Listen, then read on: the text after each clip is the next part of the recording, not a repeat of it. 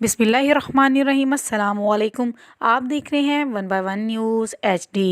खबर शामिल करते हैं इलाहाबाद से, जहां वाटर फिल्ट्रेशन प्लांट बंद, शहरियों के लिए पीने का साफ़ पानी नायाब। तफसीलात के मुताबिक इलाहाबाद में पीने का साफ़ पानी नायाब। इंतज़ामिया की मुबैना गफलत और लापरवाही से दोनों वाटर फिल्ट्रेशन बंद पड़े हैं।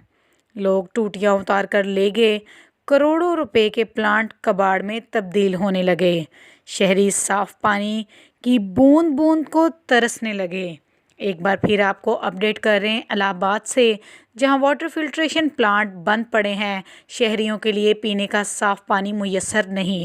इलाहाबाद में पीने का साफ पानी नायाब। इंतज़ामिया की मुबैना गफलत और लापरवाही से दोनों वाटर फिल्ट्रेशन बंद पड़े हैं।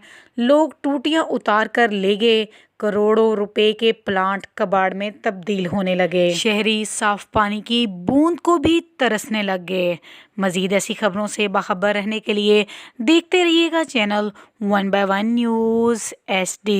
ताज़ा तरीन अपलोड्स की नोटिफिकेशन हासिल करने के लिए हमारे चैनल को सब्सक्राइब करें और साथ में दिए गए घंटी के निशान को दबाना ना भूलें।